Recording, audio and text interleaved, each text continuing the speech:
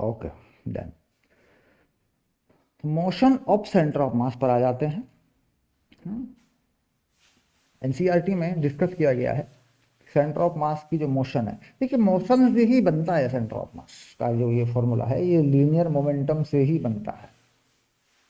ठीक है, तो यहाँ पे क्या होता है कि मोशन ट्रांसलेटरी है, रोटेटरी है, या दोनों है। एक बात का ध्यान रखना पड़ता है। क्योंकि क्या होता है कि बॉडी में बहुत सारे पार्टिकल है, अलग अलग मास है, और हमारे पास क्या होती है, पार्टिकल डायनामिक्स। किसका इस्तेमाल करते हैं? Particle dynamics. यानी हम ये मान के चलते हैं कि किसी भी बॉडी का न्यूटन लॉ अप्लाई करते हैं कि मास जो है वो किसी पॉइंट पर रखा हुआ माना जाता है, जिसी को कह रहे हैं सेंटर ऑफ मास। तभी वो लॉ लगेगा इसके ऊपर। न्यूटन के लॉ तभी लगेंगे जब हम उसे पॉइंट मास की तरह मानेंगे। क्लियर? तो उसके बाद फिर वेरिएबल मास का कंसेप्ट होता है कि लेंथ के अकॉर्डिंग डेंसिटी चेंज हो रही है, कुछ हो रहा है, तो वो फिर न्यूमेरिकल कंपटीशन लेवल पे जाता है। एनसीईआरटी में उसकी बात नहीं हो रही है। फॉर्मूला लिखा जरूर है डीएम अपॉन समथिंग, लेकिन यहाँ पे उसकी बात नहीं हो रही है, डिस्ट्रीब्यूशन नहीं दे रहा है। चलिए, अब आया मोशन ऑफ सेंटर ऑफ मास। अगला जो टॉपिक है आपका, मोशन ऑफ सेंटर ऑफ मास, ये आ जाता है। तो कैसे देखते हैं इस चीज़ को? कोई एग्जाम्पल लेना चाहें, कुछ करना चाहें। मतलब दो बॉडी हैं हमारे पास, कहीं किसी डायरेक्शन में जा रही है। जैसे मान लीजिए मैं कह दूं कि ये मेरे पास एक 3D डायग्राम है। ये जेड एक्सिस है, और ये एक्स एक्सिस है, और ये वाई एक्सिस है। तो कोई बॉडी m1 है, ये कहीं जा रही है अपनी मर्जी से, ये कोई इसकी वेलोसिटी है v1, और ये m1 है, तो ये should be in vector form. कोई और बॉडी है कहीं जा रही है इस तरीके से, ये m2 है, और ये इसकी वेलोसिटी है v2, ऐसे। तो इनको मिलाने वाली लाइन को देखा जाता है ऐसे। इसी पे कहीं ना कहीं सेंटर ऑफ मास लाई करेगा, उसकी पोजीशन जो है। अब इसकी पोजीशन को क्या कहते हैं कि r1 कर लेते हैं, और इसकी पोजीशन को क्या करते हैं कि r2 कर लेते हैं। सेंटर ऑफ मास की पोजीशन को rcm करते ही हैं आप, या बना चुके हैं फॉर्मूला अपना। तो इसकी वेलोसिटी क्या होती है, कहीं मान लीजिए ये होती है vcm, ऐसे। और इसका मास यहाँ टोटल जो माना जाता है m1 प्लस m2 माना जाता है, इस तरीके से होता है। तो vcm जो होता है, अगर कोई एक्सटर्नल फोर्स ना लगे, और इंटरनल फोर्स क्या होते हैं आपस के, मान लो इसका इस पे कोई फोर्स है, इसका इस पे कोई फोर्स है, म्यूचुअल इंटरेक्शन फोर्स बोलते हैं, वो एक दूसरे के इक्वल आ जाते हैं, तो उससे सेंटर ऑफ मास इफेक्ट में नहीं आता। म्यूचुअल इंटरेक्शन फोर्स से सेंटर ऑफ मास इफेक्ट में नहीं आता, वो वहीं रहता है। तो इसके लिए क्या करते हैं कि VCM का फॉर्मूला यूज कर लेते हैं। VCM, तो ये M1 V1 और M2 V2 और M1 प्लस M2, ये VCM है। इससे ज़्यादा भी पार्टिकल होंगे आपके पास, तो ऐसे। क्लियर? ये सेंटर ऑफ मास की मोशन की बात हो जाती है। क्लियर? इसी के अकॉर्डिंग हम कह देते हैं भाई लीनियर मोमेंटम हमारा कांस्टेंट होता है, कॉलिजन से पहले, कॉलिजन के बाद, क्योंकि सेंटर ऑफ मास पे क्योंकि बाहरी या एक्सटर्नल कोई फोर्स नहीं होता है ना, इसी के बेसिस पे हम कह देते हैं। तो कोई एग्जाम्पल इसका लेना चाहे तो ले सकते हैं। ठीक है, अब इसमें क्या होता है कि जैसे मैं यहाँ एक बहुत सिंपल सा एग्जाम्पल लूँगा। मान लीजिए ये कोई पुली है, और ये पुली फिक्स की गई है। देखिए, मैं एक ऐसा एग्जाम्पल ले लूँगा जो आपको एक्सप्लेन कर देगा। ये कोई पुली है, ये देखिए ये कोई पुली है, और इस पे ये कोई मास जो है m1, और इधर कोई मास लगा हुआ है m2, और ये m1 है आपका। और ये कह रहे हैं भाई इधर को ये एक्सेलरेट है, ऐसे। यानी ये बात तब बनी जब m2 बड़ा हुआ m1 से। तो t इक्वल टू 0, टाइम कितना रखा मैंने, t इक्वल टू 0 पर u यानी इनिशियल वेलोसिटी 0 है। इनिशियल वेलोसिटी कितनी है, 0 है। तो find velocity of centre of mass at time t, यानी कोई टाइम हो, उस टाइम पर सेंटर ऑफ मास की वेलोसिटी क्या होगी, ये सवाल है। ठीक है, अब देखिए इसमें क्या होता है कि ये ऊपर की तरफ चलता है एक एक्सेलरेशन ए से, और ये नीचे की तरफ चलता है। तो हमारा कोऑर्डिनेट सिस्टम कुछ इसी तरीके से होता है। ऐसे कर ले, मान लीजिए ऐसे, ऊपर प्लस, इधर प्लस, ये एक्स मान ले, इसे वाई मान ले। तो यहाँ पे मोशन क्या हो रही है, वाई एक्सिस पर ही हो रही है, ऊपर, इधर उधर तो नहीं हो रही है। क्योंकि कुछ इस तरीके से पोली स्ट्रिंग वगैरह हम मास लेस मानते ही हैं। तो यहाँ से अगर मैं एक ही वैल्यू निकाल लूँ, तो एक ही वैल्यू आप कर चुके हैं लॉज ऑफ मोशन में, ये हो जाती है m2 minus m1 g upon m1 plus m2, ये एक ही वैल्यू हो जाती है। तो वेलोसिटी एट एनी टाइम अगर मैं इसकी देखूं तो इसकी ऊपर की तरफ जाएगी v1, और ये वेक्टर लगता है ऐसे, और इसकी नीचे की तरफ आएगी, दैट इज v2 वेक्टर, उल्टी हो जाएगी। एक की मतलब अगर मैं मान लूँ वाई एक्सिस का मेरा डायरेक्शन वेक्टर जे कैप है, तो एक की वेलोसिटी पॉजिटिव जे कैप पर है और एक की नेगेटिव जे कैप पर है। तो मेरे पास जो वी सी एम आ रहा है यहाँ से, अगर मैं उसे देखूं, वी सी एम वैक्टर में देखूं मैं, तो m1 v1 plus m2 v2 upon m1 plus m2, ऐसा आ रहा है। ये आ रहा है मेरे पास। चलिए अब इसे मॉडिफाई करूं, इस पे वैल्यू मैं डाल दूं, ठीक है। तो वहां से यहाँ ले आओ, इस तरफ यहाँ ले आओ, ठीक है, यहाँ ले आओ, बढ़िया रहेगा। यहाँ लिख देंगे, ठीक है, ऐसे। चलो v1 क्या हुआ, तो u प्लस ए टी जब लगेगा, क्या होता है फॉर्मूला, कांस्टेंट एक्सेलरेशन में क्या फॉर्मूला होता है, v equals to U plus A T. ये फॉर्मूला होता है, वेक्टर में होता है, 9th क्लास की बात है, भूल जाओ। हाँ, वेक्टर में होता है, ठीक है। वेलोसिटी बताई थी मोशन में मैंने कि वेक्टर में चलती है, तो 9th में जो याद किया था उसे भूल जाओ। वेक्टर हटा दिया करते हैं और एक ही डायरेक्शन में मान लिया करते हैं, पॉजिटिव नेगेटिव लगा देते हैं वहाँ अपनी मर्जी से, लेकिन यहाँ ऐसा नहीं होता। आई जे के यानी तीनों एक्सिस पे मोशन हो सकती है। चलिए आगे बढ़िए। तो m1 के साथ क्या लगेगा, ए टी। अच्छा किस तरफ को है, ऊपर की तरफ है, तो इस पे क्या लगेगा, जे लगेगा। और m2 के साथ इस पे भी ए टी ही लगेगा, लेकिन माइनस जे लगेगा, और ये हो गया m1 प्लस m2, और ये होती है VCM। जरा बताओ ईमानदारी से कि ऐसा होना चाहिए कि नहीं होना चाहिए, बताइए, होना चाहिए कि नहीं होना चाहिए। हाँ चलिए अब आगे चलते हैं। तो ये हो गया m1 माइनस m2 और AT, और इसके साथ में आ गया J कैप, ओके, और नीचे आ गया तुम्हारा m1 प्लस m2, ओके, ये चीज़ आ गई तुम्हारी। अब A का जो वैल्यू है, ये वाला वैल्यू, ठीक है। अब यहाँ देखना भाई, A का वैल्यू जो है वो हमने उसका मैग्नीट्यूड लगा दिया, नहीं ऑलरेडी उसकी डायरेक्शन हमने यूज़ कर दी है पहले ही, यानी ये कहीं नीचे मान लिया, कहीं ऊपर मान लिया हमने, तो वो तो लगा रखा है हमने। तो हमें यहाँ केवल एक ही वैल्यू भी डालनी होती है बस, क्योंकि ऑलरेडी वेक्टर वेलोसिटी पे डाला है मैंने।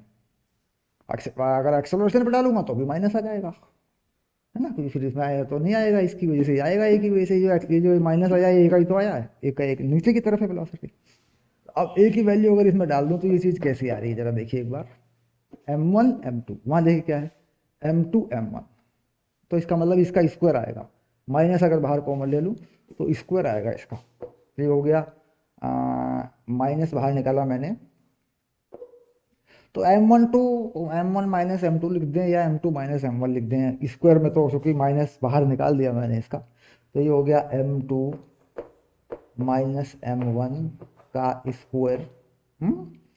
और नीचे इसके देखिए, नीचे क्या है, पॉजिटिव है, तो ये यहाँ से भी तो आया, तो ये हो गया m1 प्लस m2 का स्क्वायर, और जी टी, और इसमें क्या आया, इसमें आया जे कैप, ओके, यानी सेंटर ऑफ मास नीचे की तरफ चल रहा है। ये जहां मिलेंगे, बात को ध्यान में रखिए, जहां ये मिलेंगे इनका सेंटर ऑफ मास नीचे की तरफ चल रहा है, क्योंकि ये भारी वाला है, देखो ये कुछ नीचे आएगा तो ये कुछ ऊपर जाएगा, और whole centre of mass is moving downward, तो इसलिए माइनस बता रहा है वो, तो इस तरीके से आप velocity of centre of mass या acceleration of centre of mass निकाल सकते हैं। अब यहाँ पे मान लीजिए मैं इसको एक्सेलरेशन पे ले जाना चाहूँ तो टाइम हटा दूंगा मैं, भाई 80 तो है तो टाइम हटा दिया मैंने, क्योंकि ये वी सी है, सी एम है, तो वी सी एम में से अगर u प्लस 80 करके टाइम हटा दूँ मैं तो क्या आएगा 80, क्योंकि u तो 0 था तो ये a आ जाएगा। तो इसी को मैं कह देता हूँ ए सी एम। तो ए सी एम कितना हो जाता। अब यहाँ इस केस में तो ऐसा हो रहा है कि ये भारी है तो ये नीचे आ रहा है, तो जो भारी होगा वो भी नीचे लेके आएगा, तो आएगा तो नीचे की तरफ ही ना, ये तो बात पक्की हो गई। तो वैल्यू कितनी होगी, तो वैल्यू हो जाती है, कुछ भी रखें, m1 माइनस m2 और m1 प्लस m2 का स्क्वायर जी, ये वैल्यू हो जाती है, क्योंकि भारी ऊपर तो जाने वाला है नहीं आएगा तो नीचे ही। क्लियर। तो ये मोशन ऑफ सेंटर ऑफ मास की बात जो है यहाँ पर हुई है, और अलग अलग केसेस में अलग अलग तरीकों से ये बात होती रहती है। ठीक है, तो एनसीईआरटी में देखते हैं इसको लेकर के कोई एग्जाम्पल हो, कोई बात हो, क्या है कंसेप्ट इसका, इसके बारे में क्या इन्होंने डिस्कस किया है, उस पॉइंट को ले लेते हैं, क्योंकि फॉर्मुलेट तो कर दिया गया, बता दिया गया। तो यहाँ पे क्या कह रहा है कि देखिए एक पैराबोलिक पाथ है, और इसमें क्या होता है कि अपने इंटरनल फोर्सेस की वजह से अगर कोई बॉडी एक्सप्लोड हो जाती है, बहुत ही बढ़िया एग्जाम्पल है, बहुत ही बढ़िया एग्जाम्पल है, और इसका न्यूमेरिकल जो पार्ट है, यानी कि कैसे पूछा जाता है, मैं आपको वो भी बताऊंगा। ठीक है, क्योंकि यहाँ पे थ्योरेटिकली बता दिया गया, लेकिन बनाए कि न्यूमेरिकल डाल देंगे अगर एग्जाम के अंदर तो वी कांट क्लेम दैट कि एनसीईआरटी में नहीं है, क्योंकि है वो चीज़। ठीक है, चलिए। तो इसके बाद क्या होता है कि इन्होंने प्रोजेक्टाइल को यूज किया और कहा कि वो एक्सप्लोड कर गया, तो मैं मान लूंगा कि वो दो हिस्सों में एक्सप्लोड कर गया, है ना, उसके अकॉर्डिंग एग्जांपल आता है, क्योंकि फिर ज़्यादा करेंगे तो टाइम जो है वो यूज होगा हमारा, अलग अलग पार्टिकल में जाएगा ना, तो अलग अलग जगहों पे गिरे गए उसके टुकड़े, लेकिन सेंटर ऑफ मास वहीं गिरेगा जहाँ से पूरे को गिरना था। तो हम ये मान लेते हैं कि भाई प्रोजेक्टाइल मोशन में कोई चीज़ ऐसे मूव करती है, यूँ कोई बॉडी ऐसे आती है, ग्राउंड, ये हमारा क्या है, ये हमारा ग्राउंड लेवल है, ये वाला, ये हमारा ग्राउंड लेवल है, ये देखिए, ये हमारा ग्राउंड लेवल है, ये ग्राउंड हो गया मान लीजिए। ठीक है, और बॉडी कहीं रास्ते में है और यहाँ कहीं आके वो एक्सप्लोड कर जाती है, कहीं भी यहाँ पे आके वो क्या करती है, एक्सप्लोड कर जाती है, यानी ये एम है, ये एक छोटे से हिस्से में टूटता है, ये कहीं यहाँ गिर जाता है जाके, ये हिस्सा क्या बन जाता है m1, यहाँ गिर जाता है जाके यहाँ पे, और ये हिस्सा कहीं यहाँ गिर जाता है, मान लीजिए थोड़ी देर के लिए यहाँ गिर जाता है, ये m2 हो गया। और यहाँ पे ये जो होता है, ये इसकी रेंज है, कंप्लीट रेंज है ये इसकी, अगर ये एक्सप्लोड ना करता, अगर ये दो हिस्सों में ना फटता तो यहाँ गिरता, इस पॉइंट पे गिरता।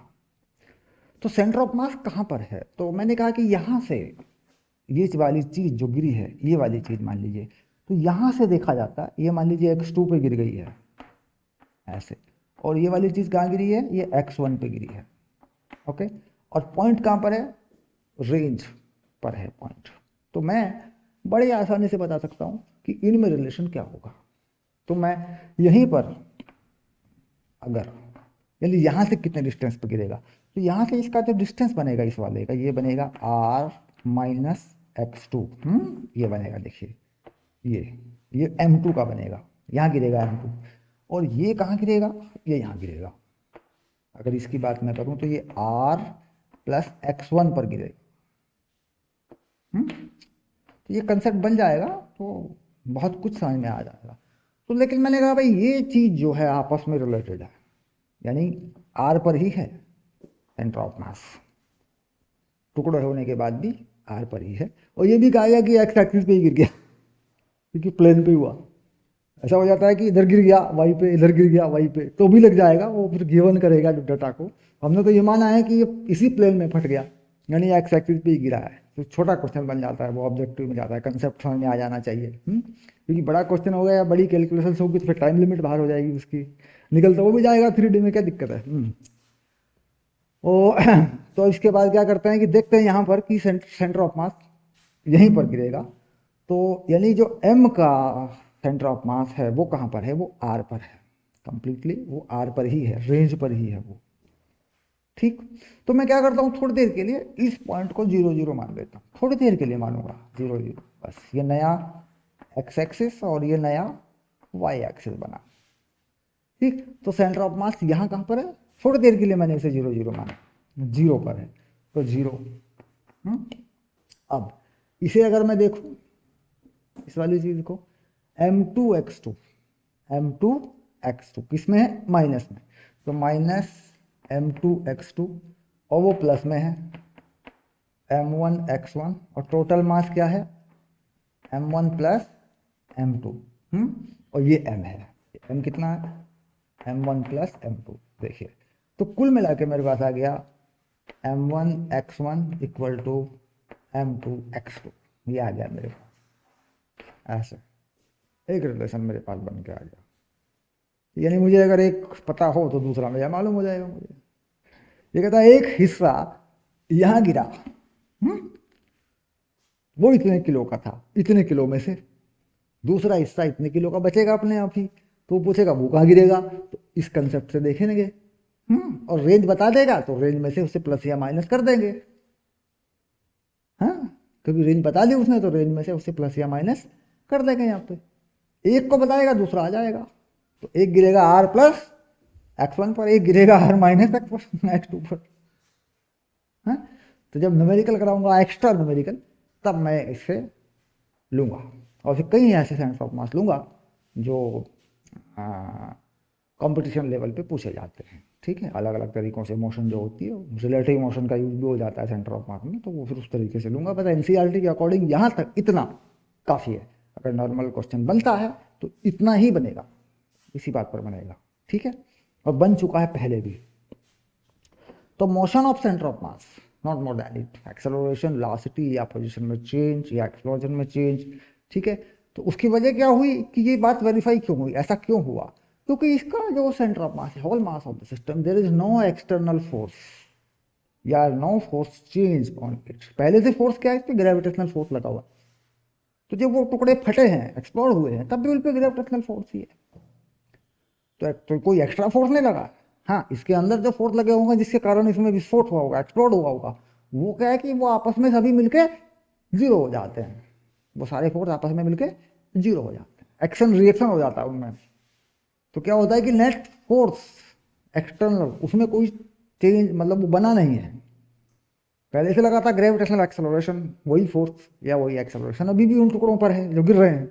बस ये बात पकड़ने की है और कुछ। ठीक है, तो ये मोशन ऑफ सेंटर ऑफ मास का टॉपिक इतना ही है। अगर इसमें कोई क्वेश्चन आएगा तो फिर देखा जाएगा, करते हैं। बड़े टॉपिक ना करें, एनसीईआरटी को कवर करेंगे, सॉल्व करेंगे, उसके बाद कंपटीशन सेक्शन में दूंगा आपको क्वेश्चन, अलग अलग तरीके से बना लेवल बना के दूंगा मैं आपको। नीट जेईई मेन वगैरह या बेसिक वाला और जेईई एडवांस वाला वो अलग दूंगा आपको। ठीक है, ओके।